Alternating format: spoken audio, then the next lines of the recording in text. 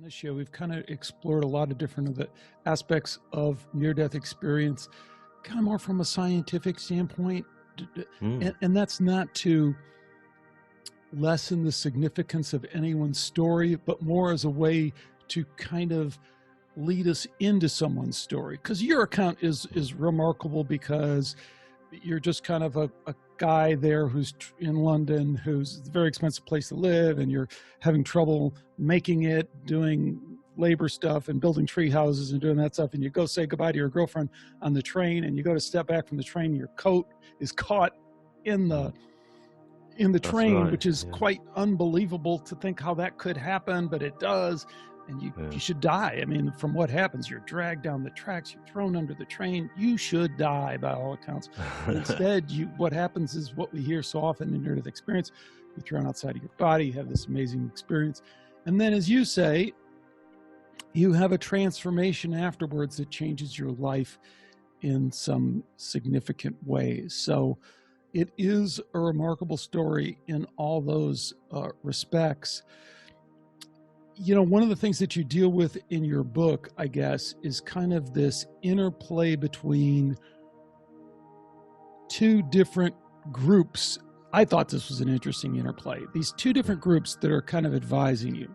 And one are these folks from the spiritualist church, which are guiding you in this kind of profound way. And the other is this very materialistic kind of psychological, you're going to see a therapist. And she's coming at it from a very grounded kind of, I don't really know if I believe this, but I'll just go off to that. Well, what did you see is that in your personal life, how did you experience that tension between the kind of spiritualist church perspective and the psychiatrist perspective?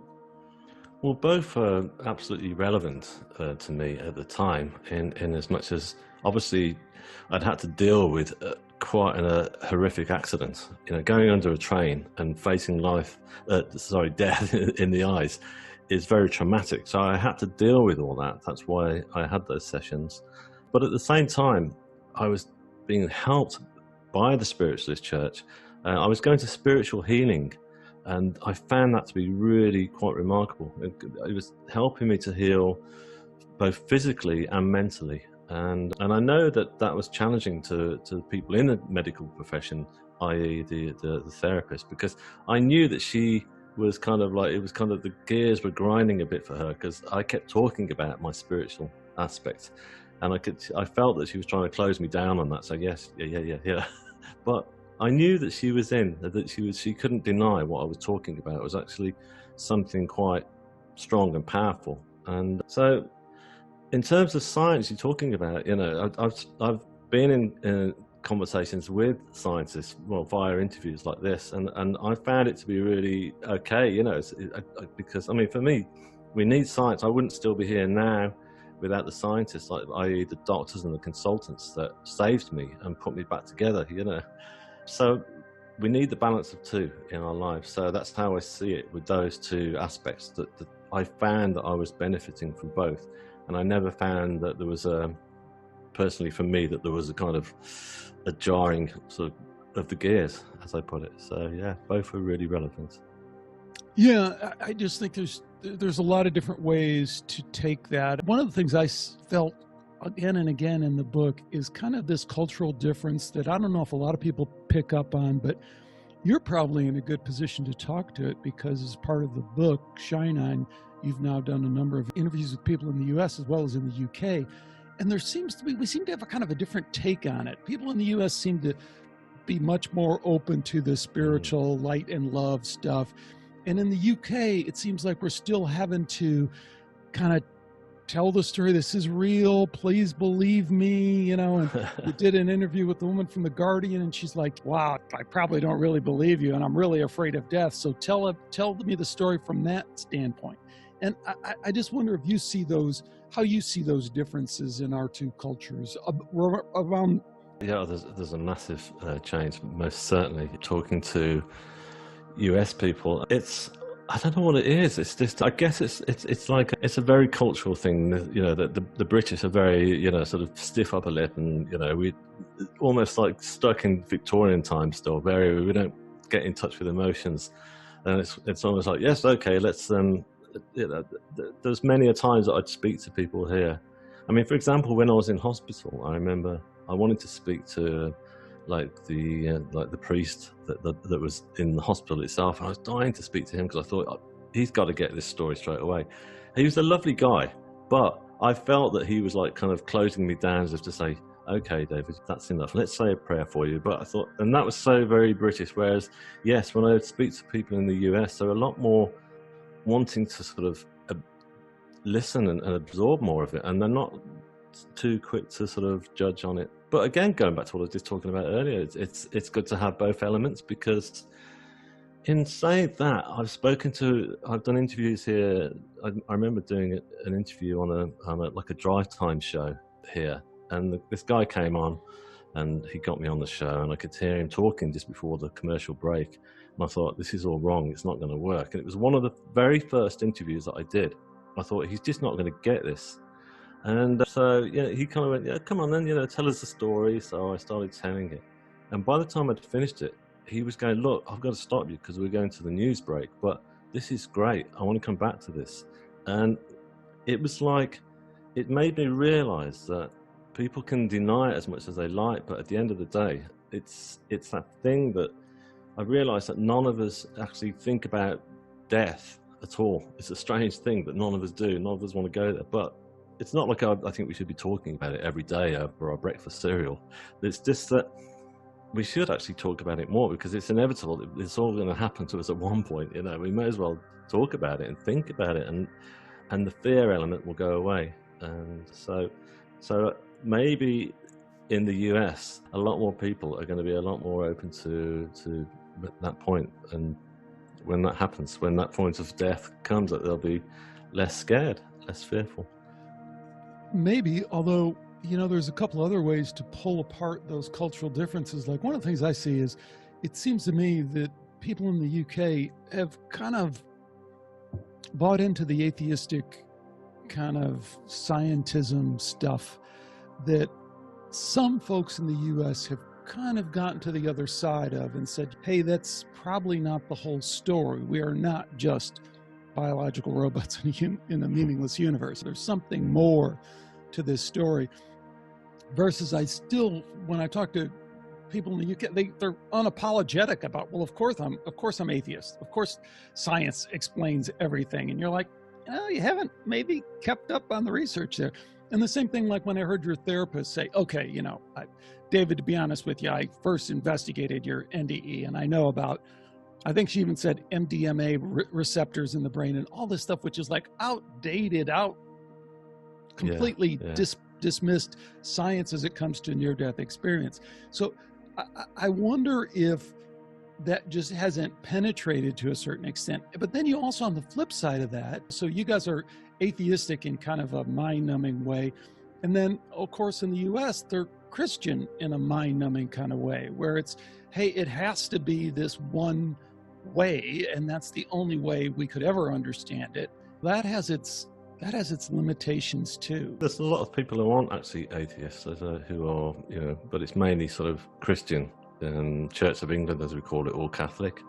And I think which is a whole mess there that we could get into, exactly, because it's a faith that hasn't changed over decades or centuries. So, it's remained the same, and there's no budging. So there's no sort of like leeway. As I talked about the priest in the hospital, it's almost like it was like a robot the steam was about to start coming out his ears. No, I can't comprehend this. This is wrong. I think in turn we can't understand it in terms of he can't process it.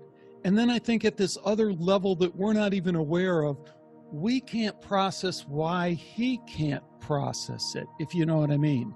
Like, I get the sense that you weren't a super religious guy beforehand, but you had a sense that if you went to a priest, he would have some answer. And then when he doesn't, that kind of throws you for a loop, like, but aren't you supposed to be interested in this? What is really maybe going on? That's exactly how I felt. It wasn't like I was going there for sort of confirmation on what happened. It was like I just thought, wow, you guys will want to hear this because it's part of I'm sure it's part of your faith. But then I realized afterwards that it's not, that in fact that the afterlife is not really discussed that much in most of the British faiths. It's apart from Jesus and Christ and the resurrection, but nobody really talks about what happens to us, our souls, when we go. It's all so. Yeah, so it's a very different sort of lockdown sort of faith, if you like. Yeah, but hey ho. I mean, a lot of, I don't like to knock people who do have a faith, because most of them are really lovely people. I mean, there's been times I've gone into churches since, and I've said, well, they're really good. They're really good, kind-hearted souls and giving. But if only they would just, if only I could just walk in and just do one talk to them all in the congregation and just chat, not to try and convert them or anything like that, because that's definitely not what I'm about. I don't want to convert anybody. I just want to talk about what I saw and what I experienced, because it's such a beautiful thing that awaits us all, that I feel, and can only help us overcome this stigma of the idea of death.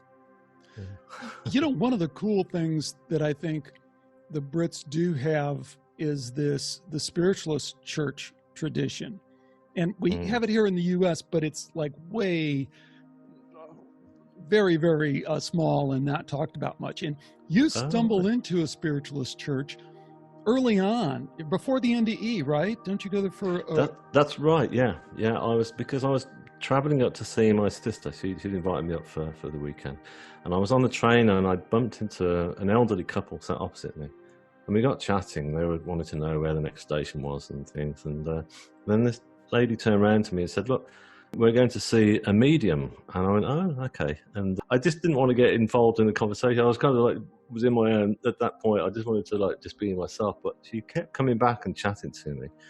And she said, she handed me a flyer, like a small poster as she got off the train, with the details for this thing on. So I thought, okay. So I just put it in my pocket and forgot all about it. And I remember getting to my sister's, and the family were all doing their own thing, and my sister was cooking and stuff. So I thought, do you know what? I'm going to go. I'm going to go to this thing and see what it's about. So I went, and it was packed. It was like a small church. And I sat down, and everyone was going there trying to get messages from loved ones who just passed over, And so it was all things like, yeah, I'm picking up your grandfather. He's got a watch here. Is that right? And people, it was amazing. They were like bang on, And I got no reason to go at all. I wasn't looking for a message. But she turned around, this medium.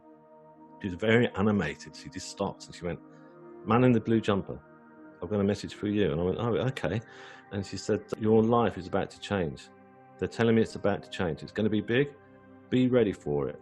And I said, oh, in what way is it going to change? I was thinking, wow, is the money going to start coming in now? Is it all these different things? She said, they're not telling me, but you'll be protected.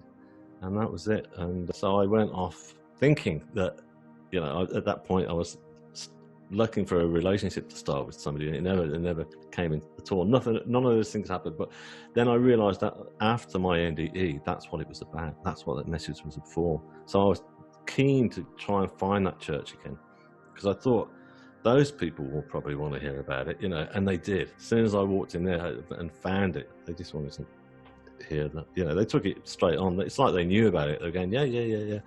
Near-death experience, yeah, we've heard of those. They had heard about yours, David, because it was all over the news there, right? Indeed, it was so yeah. dramatic that everyone rides the train. Everyone, that's their worst fear, is being caught in the doors. I know. I couldn't believe it. I was lying in hospital, and my surgeon was coming in each day, and he was going, oh, you're in the Guardian today. You're in the Times. And I was going, what? And then the TV guys wanted to come and interview me, and it all got really crazy, and I found it so amusing, because it was keeping me going. It was really enjoyable. I was in this hospital room, unable to move, but thinking, this is brilliant, So yeah. The spiritualist church thing, I mean, that's the stuff I'm so interested in, and you are too. And you go back to them, and you have some amazing healing experiences. And I'm going to show people one of the quotes I had from the book, and I'm going to put it up on the screen if anyone's watching. They can see this amazing artwork that you've done. And again, keep in mind when people go and look at this is something you never had any inclination for, no experience, no training in. and you come out and you start doing these large pieces that just 1 in a million could kind of produce this stuff. But here's the quote. I thought this was amazing from, well, you can tell me who it's from, but it was a woman who did a healing session for you at the Spiritualist Church. It's essential to understand that spirit doesn't show up here except through us. Ultimately, it must come through us to manifest in the world. That's why it's so easy for us to create hell in this life. Terrible things are happening right now, everywhere around us, but hell exists here on earth only because people are still working out the hell within themselves. Talk for a minute about this healing session, and if you want to, about that quote. Yeah, well, Joy is the healer, and she's amazing because a lot of the stuff that she told me, like for example that, she would also tell me afterwards that came through by a spirit, because I would be in the healing session. It's a really beautiful, peaceful place. It's almost like a meditative state, and you're sat there, and it's kind of like a hands-on healing, just on starting on, on your shoulders, working around your body. And the healers, they're like guides. They're sort of like, sorry, they're not guides. They draw into their guides, and their guides send through the healing energy through their hands and through in a meditative form as well. So she was picking up an awful lot of stuff, and it was almost like transmissions from the other side. All these messages, they were just like really profound, and which is really incredible because when I speak to her, say just before each session, she didn't come across as like a very profound person. So you could tell that a lot of it was definitely coming from somewhere else. And so I learned an awful lot from her, because I learned an awful lot about, and it all tied in with my near-death experience as well, because what I'd learned from the experience all made sense. So it's kind of like there was almost like these kind of like moments of affirmation, but also making me go, yeah, that's what happened there. That's why that happened. So, I mean, maybe I should talk you through the near-death experience itself and chat about what happened there. And it might help to explain a bit more. Sure, please do, David. Whatever you think. Yeah. Well, I mean, basically what happened to me was it was at the point where the paramedics had rushed me into hospital from picking me up off the rail track, and we had arrived in the hospital. And I remember seeing like there was a whole team of surgeons and doctors and nurses all waiting for me. It looked like this big semicircle, and in I went. And they were rushing around. I was losing copious amounts of blood at that point, and they were running around just trying to save me. And I remember my family had come in as well. They were there so quick, and I remember they were all chatting around me, my family, and my mother was in tears. Everyone was totally distressed. So it was a very stressful scenario. And then I suddenly went from that place to a really beautiful sort of, like, I thought it was a darkened room at first. It was like a really comforting place. It felt like a darkened room, and I was just lay there, and I suddenly, all the pain had gone, all the noise overload and sound overload had disappeared. And I was just this silence, and then there was these beautiful orbs that were like kind of like pulsating all around me, all different colors like ambers and greens and yellows. And I thought, wow, this is amazing. And I just laid my head back, and I realized that I was laid on what was like a huge sort of slate rock, if you like. It was almost like an altar. It was like a medieval altar or something, but it felt very comfortable to be laid on this. You're in your NDE, but what was your vantage point? How are you looking at it? Yeah, I was in my body, because that was one of the first things that I did, was as I realized where I was, I suddenly looked at my body to see how it was looking, and all the wounds had healed. I could just see I was just covered in like a blue cloth, so there was no clothing on me. There was just like this blue, beautiful sort of satin sort of sheet that was like really cool but comforting. And I looked down, and my everything, all the cuts and bruises and rips and everything had healed. My left arm had been severed in the accident, and that was still back in place. So I definitely felt like I was in my body, and so it was like me in this dimension, which I believed was actually that I died. I thought, this is it. I passed on. That's over. Here I am in the next phase. But I had no sense of fear or anguish about it. I actually felt so comfortable there that I accepted it readily. But it was at that point that I felt there was a presence with me, and you sense someone's just behind you or what have you. You look, but this wasn't behind me. It was like an androgynous being, a beautiful being, that was stood at my right feet and just staring at me. And the odd thing is that this being, I call it like a being of light, because it was like, had this beautiful blonde white hair, but the skin was like sort of like glowing, and the expression on the being's face was like this beautiful, almost like a knowing smile, like I'd known this person throughout my whole life, or in fact beyond that. It was like a soulmate, I guess.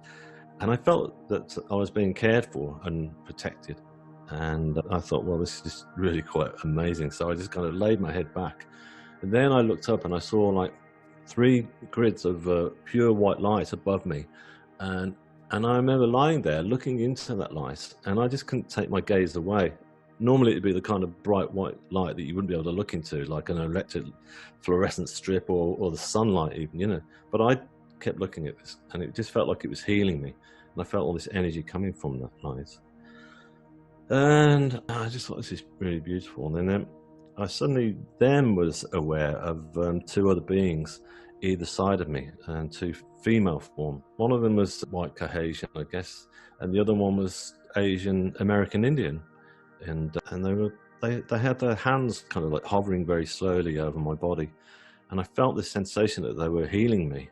It was almost like a form of Reiki or spiritual healing, in fact, which I'd never had obviously until that point, but the energy that was coming from all 3 of these beings was just like pure love. It was just like this energy of, like a compressed love of all the different types of love you experience in your life, whether it's through your lover or your mother, your father, or even your pet cat like you've got, and it's all those types of love all condensed, and it was just amazing. And it was like a form of love that was just like, I could feel it running through me, throughout my whole being.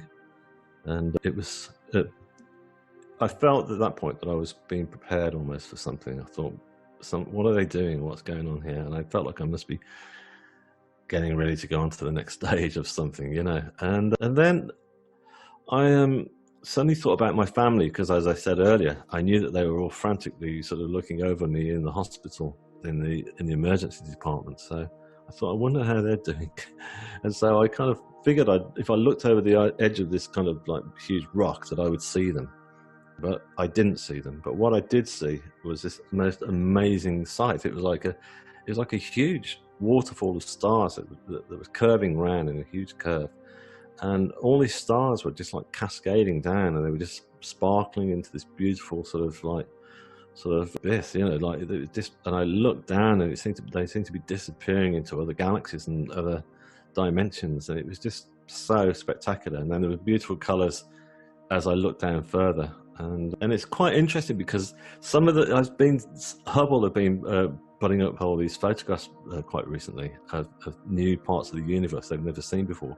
And it's amazing because it's almost like what I saw in my NDE, which is amazing because I also started painting what I saw in my NDE. And I had friends phoning me up, 2 of them this week, said, "Have you seen the new Hubble things? It's your paintings." And I go, "I know, it's incredible." So anyhow, sorry, I digress there, but I just had to put that in because it was just, again, a moment of affirmation. But well, there's so many jumping off points there that it's tough and that's where I guess I don't want to use the term science and kind of take people in the wrong direction, but to try and organize what you're saying, there's so many different parts of it, I don't quite know where to begin. One would be tying back to the synchronicity of meeting somebody on the train, them handing you a brochure, you having no interest in it, but you go. I mean, that's strange. You being picked out of the crowd and being given a message, that's strange. The message you're given is just, it's just too crazy to almost believe. It sounds like a made up story, Your life is going to change, but you're going to be okay. You're protected. And then you go through this incredible life-changing experience that should kill you by all accounts. Yeah. And you're protected. What is your understanding at this point? And you talk about this in the book, but let's talk about it here. What's your understanding of fate, of our life being predetermined, free will? All those things they're somewhat irreconcilable even within your story, but how are you understanding some of those things now? Well, since all this has happened, my take on it is that we have, it's like our lives are predestined, probably before we're actually born into this world. And the way I see it, it's almost like a highway, and that's our map, our road map, you know. And we're all tempted to take routes off that highway that we think that's going to be the road that's going to lead us to freedom and happiness and, you know, all the riches we want. But we go down those roads, and then they are not the ones for us. And I took too many of those roads, I think, on my journey. And my take on it is that I feel that I'd hit such a low point in my life. You know, it was like the dark night of the soul, if you like, that I'd gone in so deep that the only way I was going to come out of this was for something very dramatic to happen, like that train accident, and that everything was predestined to lead me towards that point. Hold on though, David, because don't you see, I mean, there's kind of an implicit contradiction in what you just said. Number one, we need to understand what those deep, dark things are. I don't know, you must know some really horrible things, because it doesn't sound like it from all accounts, other than playing in a punk rock band, which I don't even know if there's anything wrong with that, but I don't know. Maybe you do have some really, maybe you're doing satanic stuff in the basement or something. No. I don't know. And No. why is there the need for redemption? If you're on your path, why does the path need to change? Why does the healing need to take place? Why are they doing anything? That would be the question, right? Like, if it all is just an experience, why do anything? Why does the Native American, Asian person have to get together and do some heavy duty Reiki on you to put you back? Why? Because I was destroying myself. I wasn't doing any dark sort of stuff. It was just, the darkness was just my depression. I was drinking too much. I was drinking heavily, and that was just taking me right down. And, you know, I was beating myself up big time. And so it was just, what I'm trying to say is that they felt, right, okay, he's not a bad guy. This guy needs to be pulled out of this mess that he's got himself into. And it was just pulling me out of that and bringing me back onto the track that was meant for me, which I feel now I'm back on that highway, and I follow it now. You know, and I'm not really tempted by too many of those roads that are saying, "Hey, come and take this road." You know, so that's what I'm trying to say. So it's you know the phrase "dark night of the soul." Have you not heard that phrase at all? Then absolutely, and I love the way you put it. Let me read another quote from the book that gets to this. And to remember that we live in a universe that offers redemption. Perhaps that was the purpose of the message. And I think that's what you're talking about. You're talking about a redemption story. But the art piece that goes with this is a very Jesus-looking figure with almost a UFO-looking kind of thing over his head. So talk about redemption, because that's what we're talking about. Basically, as you rightly pointed out, I didn't follow any faith or Christianity or anything like that. It wasn't at all in my life. But what happened next in my NDE was when I turned over after looking at that waterfall of stars, I suddenly felt there was an even more powerful energy that was around me. And that's when I looked and saw this huge tunnel of white light coming towards me, and it was just slowly coming in. And this tunnel of white light was just like surrounded by all these kind of like slowly circulating flames of yellows and reds and what have you. And the energy coming off that, it was like it just turned the dial at big time. I could feel it like pulsating through every molecule of my body. And I just straight away thought, that is God. That's the energy of all creation. That's where it's all coming from this tunnel of white light with all the flames. It's not the Michelangelo sort of Vatican ceiling image of God with the beard putting his hand out.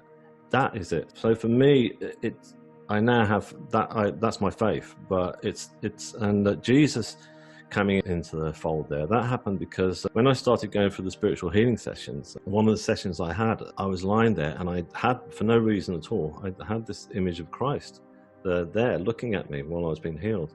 And I thought nothing of it. And then right at the end, Joy, the healer, turned around and said, you know, you had Christ stood next to you there. I was going, what? Oh, you know, so I thought this was just too much. So I've got to paint that. So that's what I painted. I painted him. And that's him sort of floating above the river, which is near where I live. And I wanted to paint Christ, not in the usual form that we see him, which is hanging off a cross, which is the worst part of his life. I thought, let's paint him, you know, looking healthy and happy, which is how I saw him. And I also wanted to give him, I looked at all halos and all the different Renaissance paintings that Christ is given, and they're just like this little fine white circle. I thought, no, I want to give him this like incredible halo, because, you know, it's a powerful image. And I incorporated some of the images that I was getting through from those healing sessions into that halo. And yes, there's been quite a lot of UFO interpretations put in there, but you know what, it's okay, because I want that painting to sort of make people stop and look. I don't want it just to be an image of Christ and oh, there's Christ. I want people to think about it and chat about it. Yeah. One of the things I think is really interesting about that, and we've had this ongoing discussion about it, like the Christ consciousness thing to me is an undeniable part of the near-death experience, in that it comes through again and again. If you go to the researchers, they go, hey, this is undeniable. Christ seems to be coming through. When we look at Jesus historically, he slips through our fingers. There's a good chance that he doesn't exist, certainly in the form that he's portrayed in the Bible and these other things. He doesn't exist. Now, I personally, David, don't have a problem with that. I am open to the idea that we do and can manifest everything, but other people have a very literal historical interpretation of that. I wonder if you've given that any thought, and what do you think if someone was able to kind of lay out a bunch of biblical, historical, archaeological kind of stuff and say, wow, you know, the Jesus figure doesn't really add up. What does that mean? Does that mean anything to you? Well, the way my take on it is this, and that is that he was around obviously at the time of the Romans, and we never question for 1 minute that if we have a history lesson on Caesar or Pontius Pilate, that all those guys existed, and we think, yeah, they existed, and we see paintings of them, and it's like, yeah, they existed in history. We don't question it. Whereas with Jesus, there's this kind of thing, well, maybe he didn't exist, you know, but But we do question it. See, I mean, if you really look into it, like when you said the history stuff, like I'll just give you a small example. Like most of the history that Christians go to say that Jesus is historical is they go to Josephus, because Josephus was a Roman historian, but there's no record of Jesus in there. The one record we have is fake, and then Josephus's writings wind up in the gospel in a very pro-Roman kind of reverse engineered way. I'm just saying historically, no, Jesus doesn't hold up. It's just like Satan. Satan completely slips through your fingers when you go back and look at, you know, the very early Judaic texts of Yahweh, the thunder god. There's no Satan in there. And then the same stories are repeated afterwards. Well, I'm with you on the Satan. Satan is introduced. Well, you can't take one or the other. If we take your near-death experience literally as that you were in this dimension and these things really happened, well, then we have a conflict with thousands of other near-death experiences that look completely different. I interviewed a guy, Dr. Gregory Shushan, who's done this cross-cultural analysis of near-death experiences. For me, and I'm a spiritual believer, I look at the similarities. But if you step back, you can also look at the differences and say, well, no one's right. The people who see Jesus and believe it's Jesus of this cross thing, well, they can't possibly be right, because this isn't possibly right. There's conflicts. But if Jesus didn't actually exist, let's face it, Christianity would have died out and faded years ago. But it didn't. It just stayed around and it just grew. And it's just you know, I'm not trying to sort of like say, hey, you know, Christianity. I'm not trying to defend Christianity, but I'm just trying to say that I can't imagine that it would still be around now if this guy was just a myth. But David, it's the opposite of that. if we understand Christianity the way we did, like at the beginning of the show, if we understand it as a social engineering mind control project, which it is, I mean, the Catholic Church, look at it now. I mean, it's completely discredited in most people's minds. It is not an institution it was the church for the longest time, right? If you go back to the beginning, it was always about controlling the people. If you look at Constantine, when he first establishes a church in 412, he brings in the feudal system and it turns everyone into slaves. You can no longer own property. It's a control mechanism in the same way that it's being used today. And then, people who are more spiritually minded say, well, don't worry about that, look for this or look for that. Well, you can, but you also have to consider the other aspects of it. I mean, I don't know. Well, of course, yeah. You have to consider the other aspects of it. I mean, that was one of the things I was very keen to do when I first started writing the book.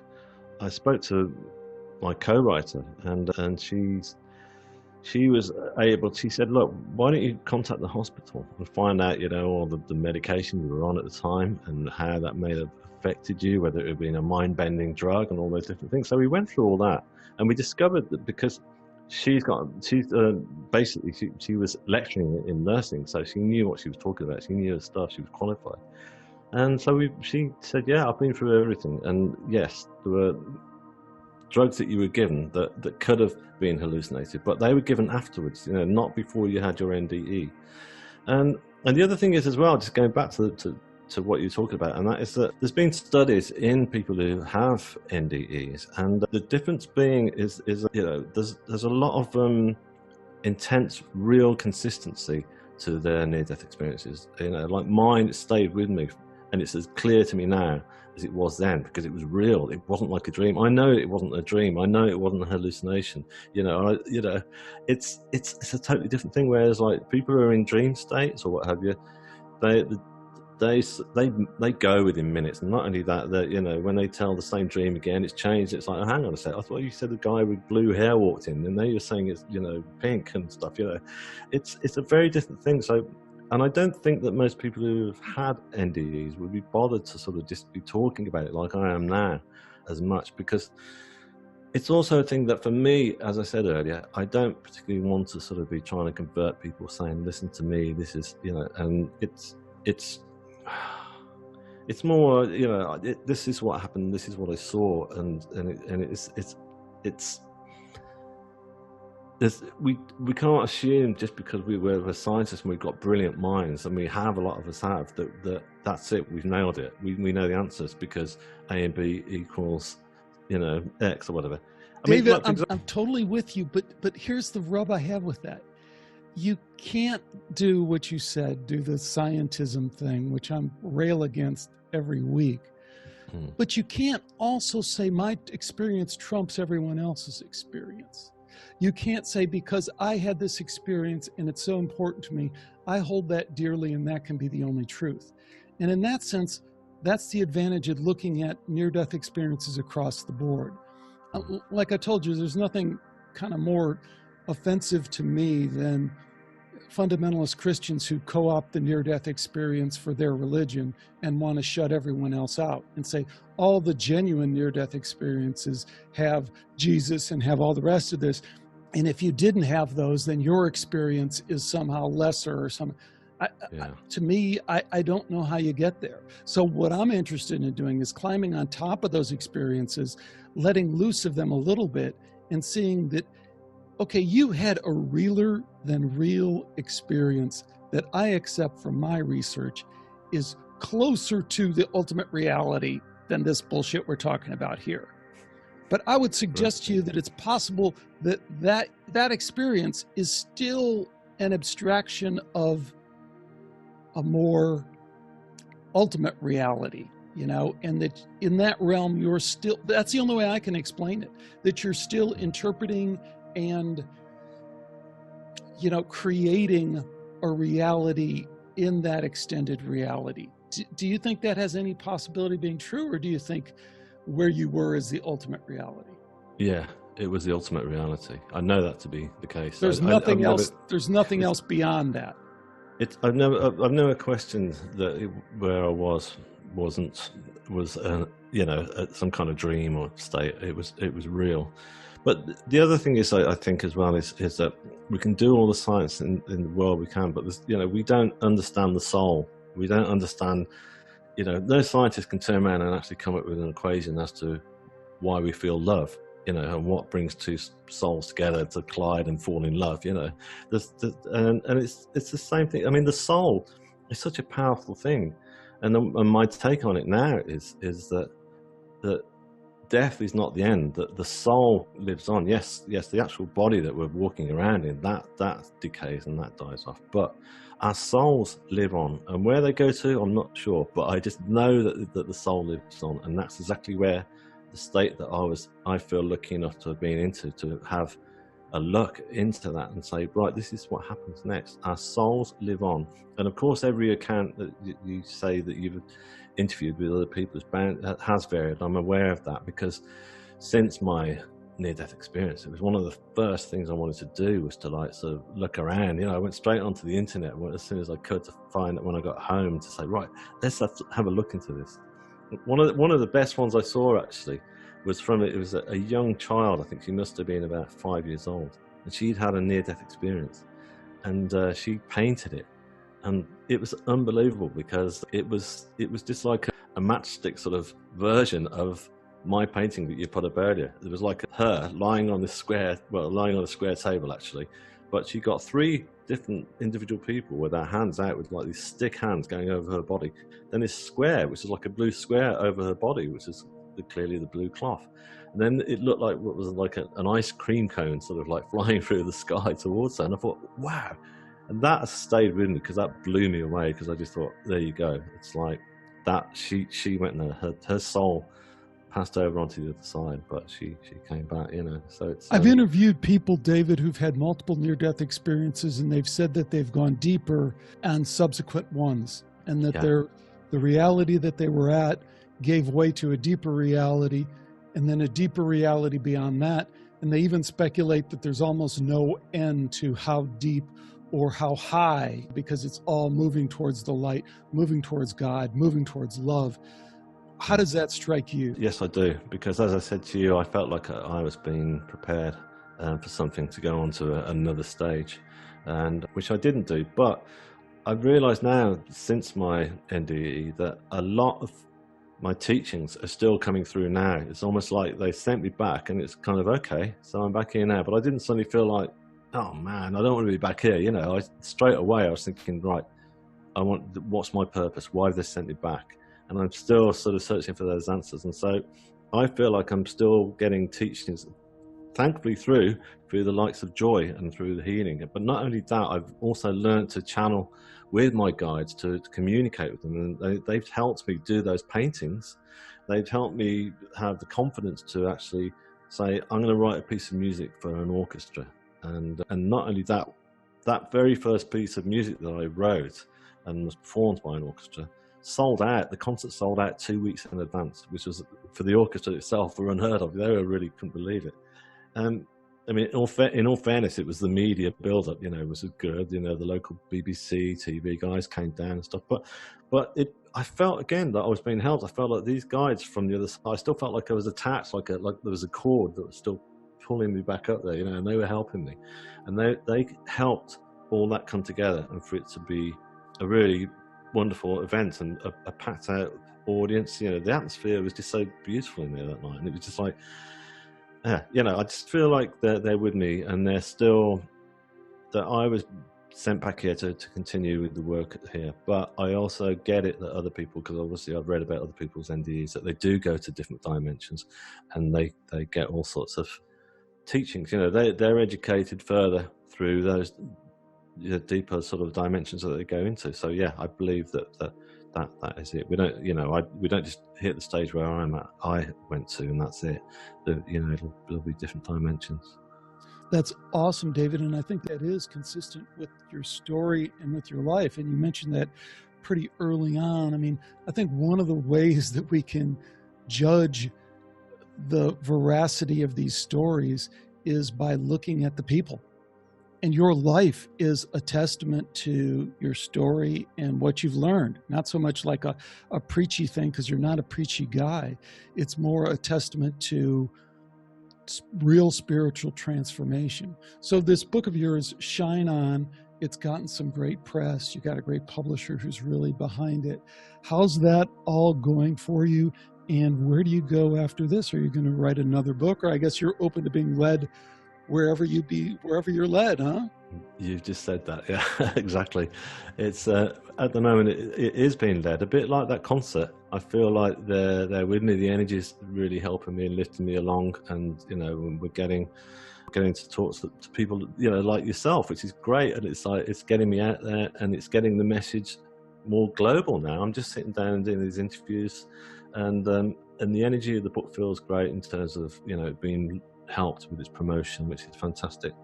And I'm not really thinking beyond this stage at the moment. The book's coming out in June, so I'm just kind of just putting all my energies towards getting that, and hoping that I can get it to stay afloat and then go out to sea happily, and then I can think about what comes next. But as you said, yeah, I'll be guided.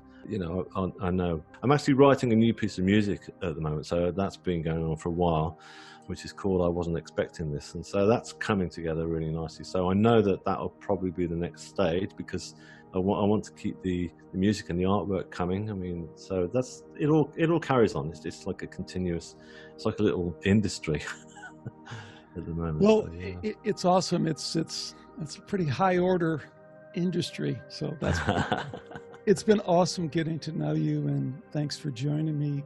Best of luck with all this work. Thank you so much. It's been great chatting with you, Alex. It's really great questions.